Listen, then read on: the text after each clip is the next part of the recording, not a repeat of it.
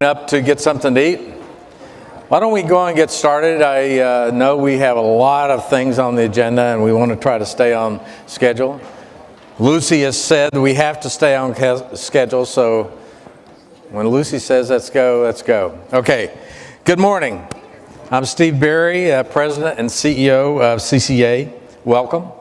We are pleased to have you with us here today in Providence. We have a packed agenda on the keynote lunch schedule, so I'm going to just jump right into it and we'll keep going. Please get some lunch, everybody. Yes, I know we're going to be able to talk while you walk and eat, so talk and walk. Please continue to enjoy your lunch. I hope you enjoyed this morning's events. We had a chance to attend the first Fierce breakfast. I hope you enjoyed that. One of our many sponsors of the seminars. Hopefully you got to go to one of their sessions. And I want to wish to welcome all of you who are joining us by live stream this morning, thanks to our broadcast partner, RCR Wireless. And thank you, RCR Wireless. Appreciate it. I'd also like to thank our Pinnacle sponsors. That's Ericsson, Huawei, Interop Technologies, Nokia, Sprint, T-Mobile, and TNS. Thank you. Without your help, this could not be possible. As usual, there's a lot going on at the show this year, and I strongly wish to encourage you to download our mobile app for the latest updates. You can fill out the session evaluations, which we greatly appreciate on the mobile app, and it is extremely helpful. I will mention that the top 3 most active users will win great prizes, including American Express gift cards. Everyone likes free money, right? And to encourage participation and keep things interesting, there will be no repeat winners from last year. Only new winners, so everyone has a shot. So please use the app, download it, and have a chance to win. I also want to extend a special welcome to all those ACA members who are here for the ACA Connect's regional meeting. Like to welcome them. I hope they enjoy the session also. As you may know, CCA and ACA Connects have co-located here in Providence for this show. It's great to be here with ACA because our 2 organizations share some common interests. Since ACA Connect is a cable-centric organization, and we at CCA are a wireless-centric organization, we inherently have some overlapping interests, and by working together, we can better serve all competitive carriers. You will hear more about this in just a minute. By bringing both organizations together here at our fall show, we hope that you, and all our members, will just find one more benefit of being part of ACA's convention. So welcome all. Before we hear from the first keynote speaker, I would like to invite a few friends from ACA Connects up to the stage just for a few minutes to share their thoughts on working together. For me, it's truly a pleasure to finally bring 2 organizations together at one event. I believe we can share new ideas and create opportunities that will benefit all of us. So please welcome to the stage Dave Heimbach, ACA Connect's board member and Executive Vice President and COO of Shentel. Dave? Thank you, sir. Yep. Thank you. And Willy Pirtle, CCA Chairman of the Board and Senior Vice President of Sales and Marketing at Shentel. Mr. Pirtle, thank you. And Matt Polka, President and CEO of ACA Connects. Gentlemen, good to have you. Thank you. Please take the stage. Why don't we just get started and we can talk a little about this concept of shared information. I think I'm hooked up here. And Matt, Willie, Dave, thank you. I think everyone please go on and get something to eat. We're just going to start our conversation. And since everyone's used to talking over people eating at the table, I think we'll do fine. Matt and I have worked on a lot of policy issues together in Washington, D.C. We've learned that together we actually enhance our ability to get our message through, and it's a pleasure to have you with us here today. And we also learned that not only do we have a shared interest on the policy side, but there are some very interesting shared lessons and shared information on the business side. So we thought we'd maybe explore a little of those along with the policy side. So Matt, thank you for coming. I appreciate it. And thank you for bringing your team to your regional show here at Providence. Well, Steve, thank you so much. We are privileged and honored at ACA Connects to be part of CCA's annual convention. It's great to co-locate here with you, as you said, with our regional meeting, and to bring 25 or more members here to Providence to be part of this a great event, not only for ACA Connects, but also for CCA. I appreciate one thing that you said when you talked about our working relationship together in Washington, D.C. on policy matters, but it really transcends from a business perspective as well. One of the things that I like to say, and I see this in our work so often, is that business is politics and politics is business. Pretty much any issue that our members or every operator here really discovers is whatever you're working on from a business perspective usually has some root in a policy issue, whether it's legislative or regulatory, which causes the need for both of us in our organization separately to work together, but then to also find ways that we can help our members, because if we're successful, they're successful. So that combination of business and politics is so important, but it really also ties to what we're trying to do here in terms of co-locating our events together, because convergence is a real issue. It's a real thing. We've heard the word for many years, but it's real. I mean, it is absolute. And that's why it's so important not only for our organizations to work together from a policy perspective, as we have and will continue to do so, but then to bring other leaders from our industry, from both the ACA Connect side and the CCA side,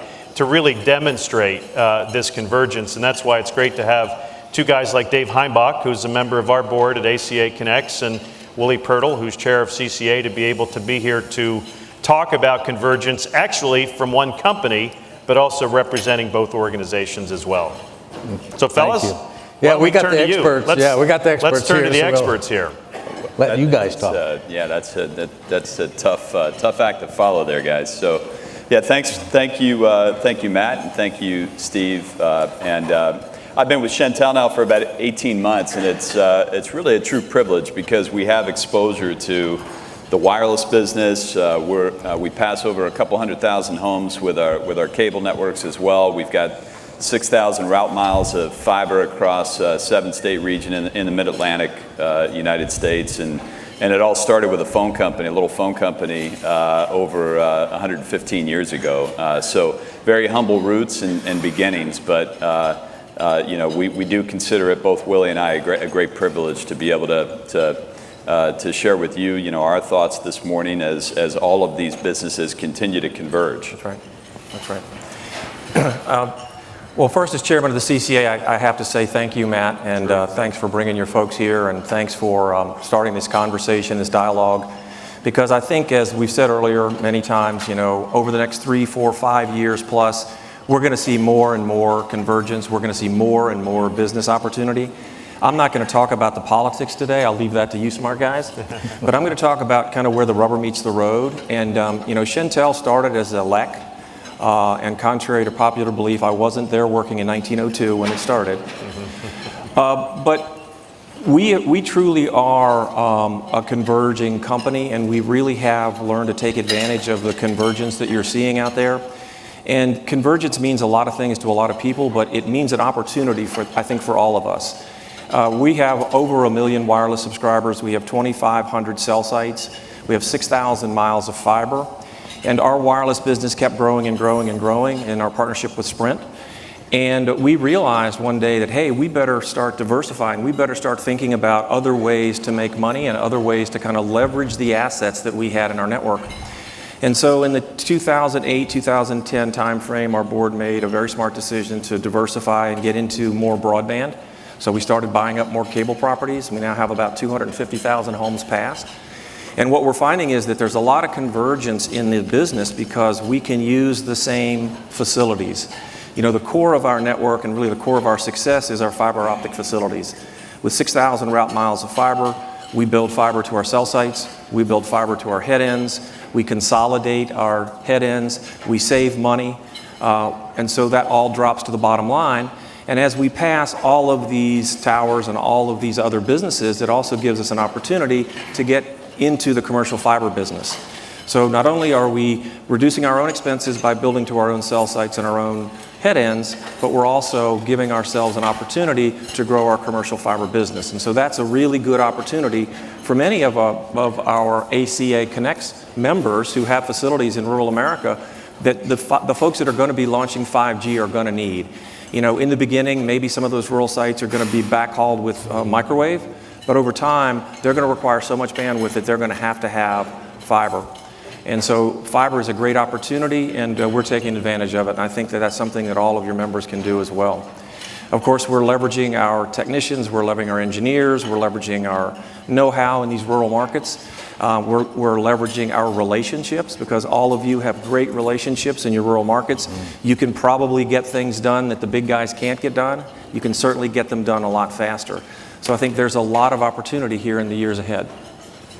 Yeah, I think that's right, Willie. And you know, we our shareholders expect us, you know, to continue to grow as a public company, and so we continue to invest in new avenues for growth. So just on our last quarterly earnings call, we announced the fact that we acquired some 2.5 spectrum, and we plan to use that to deploy fixed wireless broadband across somewhere between 300,000 and 500,000 households in our region, where it doesn't make good economic sense to pass those homes terrestrially, given the household density. And so we're investing in a new 5G ready core here in the coming months, and we'll start deploying in the second half of next year on fixed wireless broadband technology, which several members, both in ACA and CCA, I know are either kicking the tires on or already actively deploying in a smattering of both licensed and unlicensed bands. And as a result, things like how the C-band thing turns out, and the active policy writing that both CCA and ACA have been helping to lead, and in terms of the FCC's consideration for how that will unfold, is something we're watching very closely. Mid-band spectrum is a very important issue for us in rural markets, and one that we will be following closely, of course, both being a cable operator as well as a wireless operator. And we continue to edge out our fiber network. So we also recently announced that we're going to be edging out our fiber to the home networks and more densely populated areas and urban clusters around cities like Harrisonburg, where James Madison University is, and Winchester, where Shenandoah University is, and markets that are really right in our backyard on the edges of our existing cable markets and LEC markets, but within the wireless footprint that we operate as a Sprint affiliate, where we already have existing commercial and municipal fiber customers, school systems, hospitals, and such on the network. And we think that densification of our fiber network will position us well for the emerging small cell opportunity that lay ahead in a 5G world. So, we continue to invest in trying to expand our footprint and our network to service more and more customers through various means, whether it's extending our HFC plant, whether it's extending our fiber plant, or whether it's extending into emerging technologies on fixed wireless and licensed spectrum bands. So we're really trying to be agnostic, in terms of technology. Oh, absolutely. And with my cable hat on, I don't have to tell you guys that it's all about broadband, it's all about video content, and it's all about the economics of delivery into rural America, right? So in our product portfolio, we have fiber where the communities are the densest, most dense, if that's a real word. I made that word up, didn't I, Matt? It's good enough. It's good enough. And in the talking about you or the fiber? Close enough for government work. Close enough for government work. Yeah. Close enough for government work. I'll let you all stay with the politics. And then we have the coax for the middle part of the network. And then when the economics don't play out, we're trying to find, and we're going to get into the fixed wireless business so we can extend what I like to call fixed wireless into the holler. so that we don't leave anybody behind and that we truly are delivering a high-quality broadband product that will, really the only competitors for that in these really rural markets that we have is DSL. And you know that those big guys are all abandoning that DSL plant. They're not delivering the high speeds, they're not delivering the service and the reliability. And we think if we can step in there with a carrier-grade fixed wireless solution that we'll be able to do very well. Well, it sounds to me that your motto is, or your target is to own your market, own all of your market. Can you do that without this converged mix of wireline and wireless and fixed wireless? And I mean, it seems to me that that's the one thing that you have superior coverage in, and that is providing that unique customer experience. Own your own market. Yeah, I think that's right, Steve. I mean, you have to be thoughtful and forward-looking as technology and policy continues to evolve, and we're, it's not a one-size-fits-all proposition when you want to own every aspect of the communications share of wallet, so to speak, in your geography. So you have different use cases for different technologies in the enterprise market than you do in the residential market, and based on, again, relative densities and your return thresholds, you have to make different decisions on different technologies to get a return for your shareholders. And so we try and leverage all these different tools in the toolkit best we can, and we don't necessarily always get it right, but we learn along the way, we adapt, we evolve, and conferences like these and conversations like these that we get to have at events like this one are critically important to us, to share best practices with others in the industry and what they're seeing in their markets, and we try and do the same. And Willy and I will certainly be happy to share any of those experiences with any of you that have an interest in learning more about what we're up to. We're happy to do so, and again, we're thrilled with the opportunity to share our thoughts with you this afternoon. Sounds like there's, you went through a lot of issues there.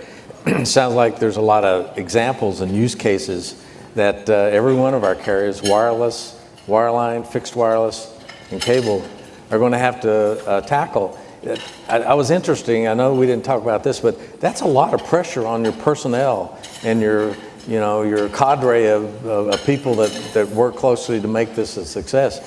What are some of the difficulties you're there, and maybe some of the benefits that you get from the cable side and the wireless side that allow essentially your employees to be multi-purpose, multitask individuals? Well, I think that the key for us is we try to build a great network, and owning as much of that stack as possible is important to us, so that fiber is kind of the foundation and the core of every network. And then we layer on top of that the towers that we own.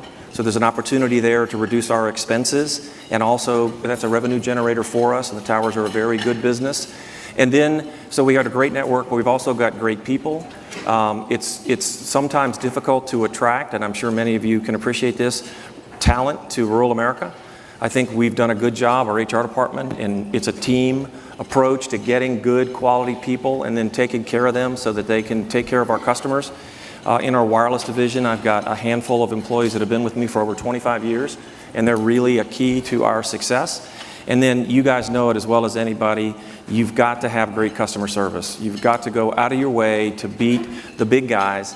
And the secret is, it's not that hard, people. It's not that hard to beat the Comcasts and the AT&Ts and the Verizons of the world, particularly in your local markets, because our research shows that those local folks would rather do business with other local folks, and they only turn to the AT&Ts and the other guys when they have to, and they can't get what they want from a local provider. So I think that's the combination of things that we have been able to put together to ensure our success long term. Well, I know I appreciate the thoughts and the insights.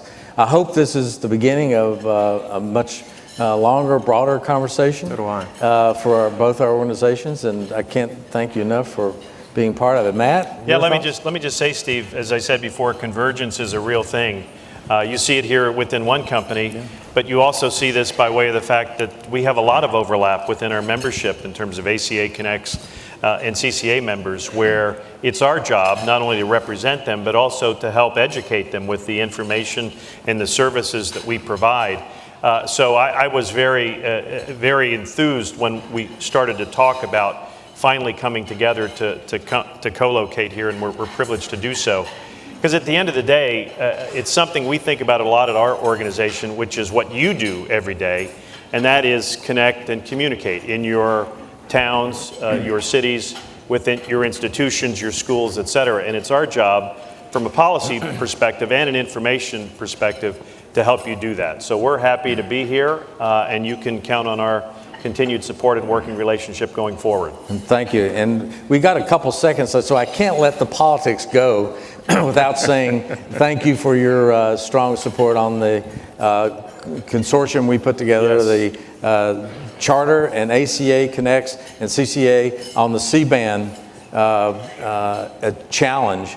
I really think it'd be a big mistake if we were to clear less than 370 megahertz and drive fiber into rural Absolutely. America all at the same time. And something that the administration should also appreciate, that's done by the private market forces of the value of the spectrum, not particularly support programs. It would be market driven, and we hope that we will win the majority of our proposal. We do too. Coming on the FCC. It's truly win-win-win. So we are behind you and with you 100% of the way. Thank you. Let's give them a round of applause. Thank you. Thanks, everybody. I appreciate it. We'll keep moving. Thanks, Steve. Thank you. Thank you, sir. Thanks, Steve. Hey, man. Thank My you. pleasure. Thank you again. I think there is a lot to learn through our shared interests. And I am enthusiastic about our opportunities going forward.